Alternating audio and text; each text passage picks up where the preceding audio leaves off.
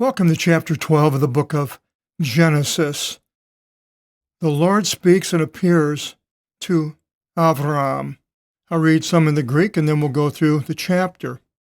Ke ipe Kyrios to Avram, exelthe ek tis gisu, ke ek tis syngenesias su, ke ek tu iku tu patrosu, ke devro is tigin in an si dixo. And the Lord said to Abraham, go forth from out of your land and from out of your kin, from out of the house of your father. And the father, Terah, took them to Haran, and they were living there. And come into the land in whichever I will show to you. Now, the Lord said to Abraham, that's the seventh person that God has spoken to in Genesis.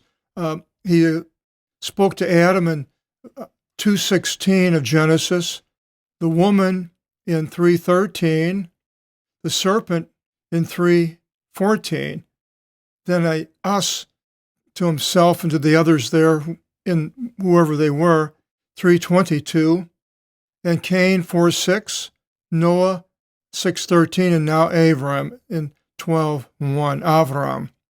So he wants him to go to a land that he's going to show him.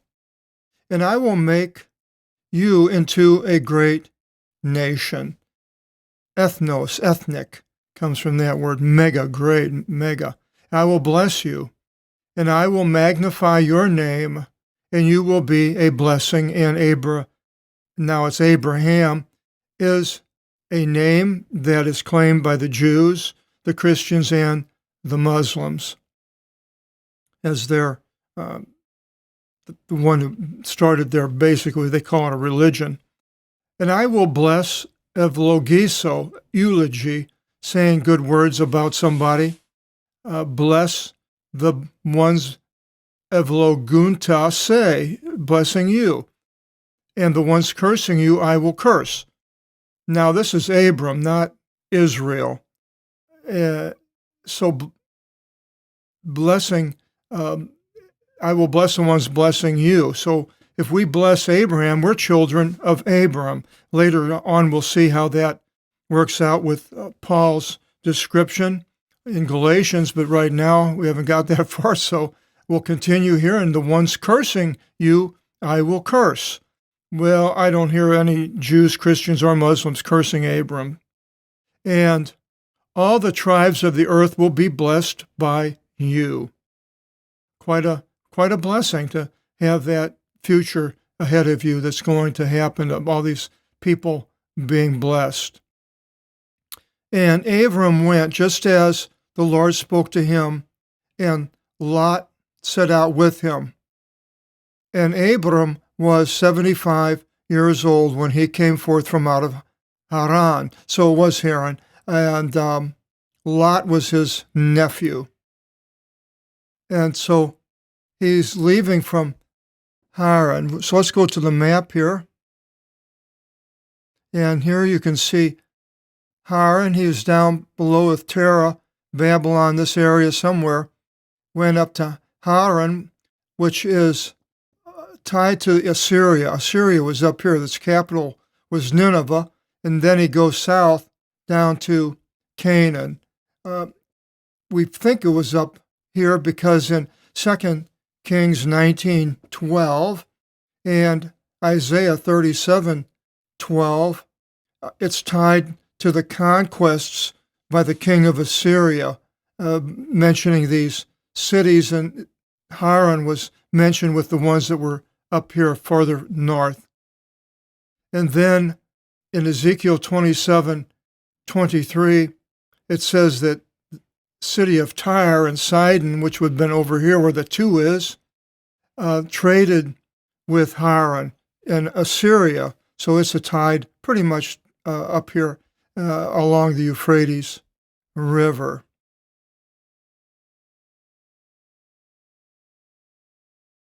And Abram took Sarah, his wife, and Lot, the son of his brother I believe it was Nahor, and all their possessions, as much as they acquired, and every soul which they acquired from out of Haran. And they went forth to go into the land of Canaan. And they entered into the land of Canaan, and Avram traveled through the land unto the place of Shechem. And Shechem, we see, is right here. And so now he's come all the way down, and he's in Shechem. He's going to go to Bethel and set up his camp there. And it'll mention Bethel in another verse here.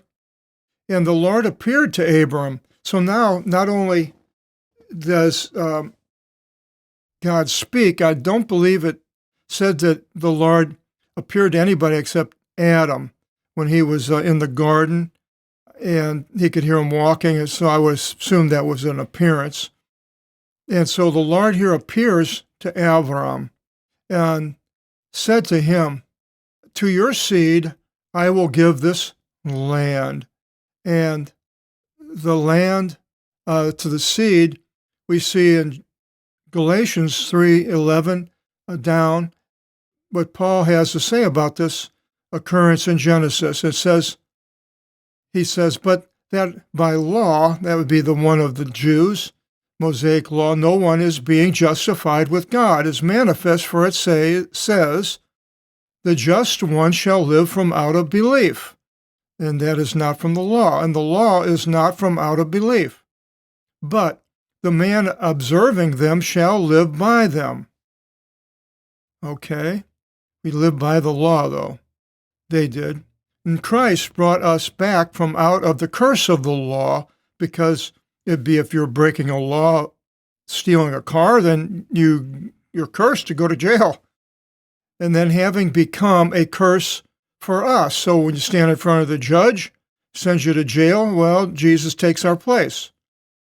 For it has been written, accursed is everyone hanging upon a tree. That would have been Jesus on the cross, the crucifix cross. That to the nations, the blessing of Avraham should take place in Christ. Now we have the word Abraham. Should take place in Christ Jesus, that the promise of the Spirit we should receive through the belief, not through the law. Brothers, according to man I speak, even a covenant of a man having been validated, no one annuls or adds further. Or this could be a will also. Now to Abraham, the promises were spoken, and to his seed. And he says not to the seeds. So here we have spermity, the singular, and spermiacine in the plural. Not to seeds, as unto many, but as unto one, saying, now here's the quote from what we just read, and to your seed, who is Christ. So now we see Christ as the seed that's being mentioned by God. And this I say, that the covenant being validated before by God in Christ, 400 years after the law taking place, 30 or 400 years after, voids not, so as to render the promise useless. The promise was before the law of Moses.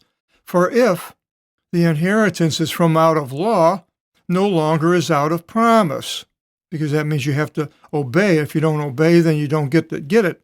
But it wasn't. It was a promise. But to Abraham, through promise, God granted it. So now we see the Lord appeared to Abraham and said, to your seed, that is Christ, I will give this land. And Abraham built there an altar to Kyrio, appearing to him. And he left from there into the mountain according to the east of Bethel, and that was down there south of Shechem in that map. You can go back. And he set up there his tent in Bethel, according to the west of Ai, which was by Jericho, according to the east. That is east. Ai was east of where Bethel was. And he built there an altar to the Lord and called upon the name of Kyriou, the name of the Lord. Now, the name of the Lord, I have a video. I'll put the link here in the bottom. And it shows if the Jews would have taken the Greek pronunciation that was developed a couple hundred years before Christ appeared with the people's names, proper names, then they would have seen how the Hebrew would have been pronounced. But the Jews in the last century developed their own pronunciation and ignored the Greek, which would have told them how it was pronounced. And they came up with their own idea, and you have Yahweh and Jehovah. But I show in this video how it is Eava. That is not Yahweh, it's Eava from the Greek. Now, you can go to that video and watch it, and you'll see basically what I'm talking about. And it continues, and Avram departed, and going he encamped in the wilderness outside of a city. And there was a famine upon the land. And Avram went down into Egypt to sojourn there, for the famine grew in strength upon the land. What does that remind us of? That reminds us of Joseph, the great-grandson of Avram, going to Egypt by being sold into slavery by his brothers. And it was when Avram approached to enter into Egypt, Avram said to Sarah, his wife, I know that you are a good-looking woman. Well, it will be then as when the Egyptians shall see you, they will say that his wife is this one, and they will kill me and procure you. So say then that I'm his sister, so that it should be good to me on account of you, and my soul shall live because of you. And it came to pass, when Avram entered into Egypt, the Egyptians were looking at his wife, for she was exceedingly beautiful. Kali, a kaleidoscope, a beautiful view. Kali. And the rulers of Pharaoh beheld her and praised her to Pharaoh. And they brought her into the house of Pharaoh. And they treated Avram well. Is well. Eugenics, good, well-born. It's even in the English with the epsilon, eugenics, although it's pronounced in Greek ev. But anyway, it's the epsilon, on account of her. And there existed to him sheep and calves and oni, donkeys, and men servants and maid servants, and emioni, and kamili. Kamili is a direct transliteration into camels. Now, here's something a little bit interesting. I always find it's interesting. A donkey is an oni, and emioni, a hemi head, if you know automobiles, it's a cross of half of the head. Emi is half. So basically, half-ass. So this is where we get the word half-ass. Now, I know it's used calling people that name, but it's interesting that there was actually a biblical word that it came from. So not that you should go out calling people half-ass because it's in the Bible, but I just thought I'd bring that out. I just think it's interesting. And the Lord chastised Pharaoh with great and severe chastisements, and his house on account of Saras, the wife of Avram. And Pharaoh, calling Avram, said, "What is this you did to me that you reported not to me that she's your wife? Why did you say that she's my sister?